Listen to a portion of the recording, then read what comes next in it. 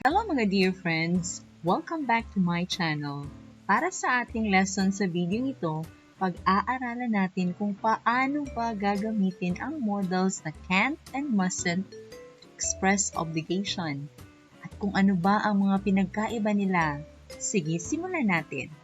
I-try muna natin kung may alam na ba kayo kung aling sitwasyon bagay ang can't and mustn't kapag prohibition ang pag-uusapan. So, pumili lang kung alin ang nababagay sa bawat sitwasyon. Can't ba or mustn't? First situation, sabi ni Papa, "My dear son, I'm setting the curfew in this house at 8 p.m. So you blank go out beyond that time." And sabi ni Johnny, "Yes, Papa." So number 2, sabi ni Jenny, "Hey bro, there's a live band playing at the town center right now. Let's go watch and enjoy."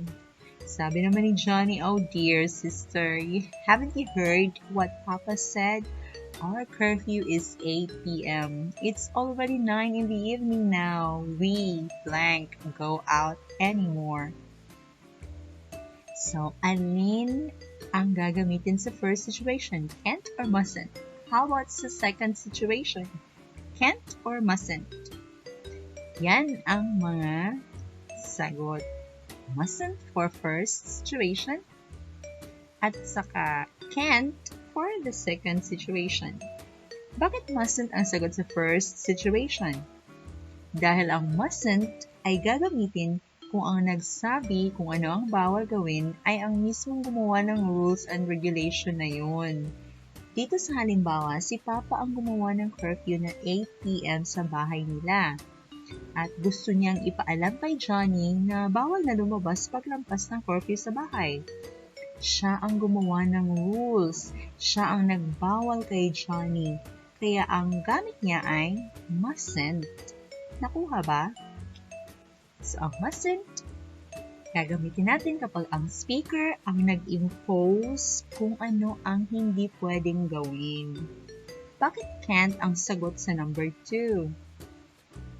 Dahil gagamitin natin ang can't kapag yung nagsasalita ay gusto lang ipaalam sa iba kung ano ang hindi pwedeng gawin dahil may rules and regulation na ginawa na ng iba, ng authority, at kailangan nilang sundin yun. Si Johnny, sa halimbawa, ay sinabihan na ni Papa na bawal lumabas after curfew. So, pagka-share niya kay Jenny sa information kung ano ang bawal, can't ang gamit niya. Dahil hindi si Johnny ang gumawa ng regulation tungkol sa curfew ng bahay nila.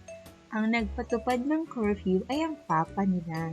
So, can't kapag ang speaker ay nagre-remind lang sa iba kung ano ang hindi pwedeng gawin. Hindi siya yung gumawa ng rules and regulation. Hindi siya yung nag-impose. Nagets ba? So, paano ba gagamitin ang can't at mustn't sa sentence? Ano ba ang forma niya dapat? So, dapat ganito siya. Ang can't at mustn't, dahil modal sila, of course, base form talaga ang susunod sa kanila na verb. Base form of the main verb. So, kapag ang verb ay go, for example, so go lang, wala nang going, wala nang goes, or went na past form. Dapat base form lang. Kung do, so do rin lang, can't do. Kung swim, can't swim. Kung ano yung verb, yung original form niya, yun lang yung partner ng mga modal na auxiliary verb. Super easy lang, di ba?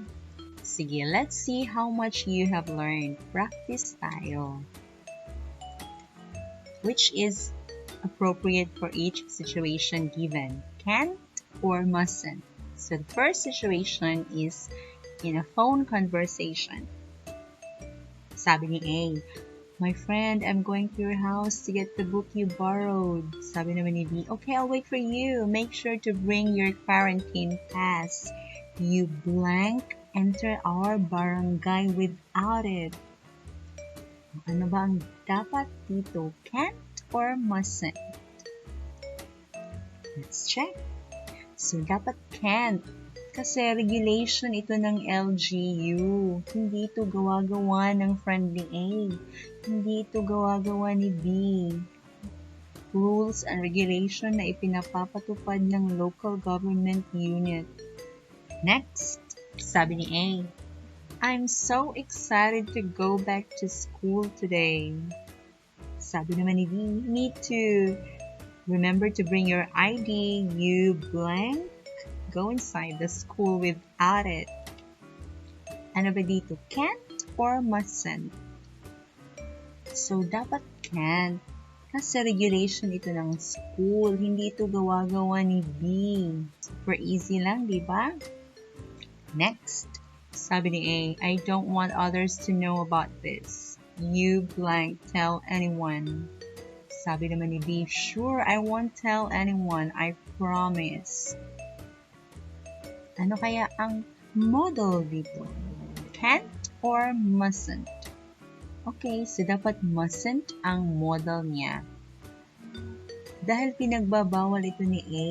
Si A ang nagbawal kay B na ipagsabi ang sikreto niya, ang nalalaman niya from A. So si A ang nag-impose, kaya mustn't ang appropriate na modal. Super easy lang, di ba? I hope na nag-gets niyo with this practice. At yun ang tamang paggamit ng can't and mustn't to express prohibition. I hope may na-learn na naman kayo sa video ito. Thank you so much for learning with me. See you next time. Bye-bye!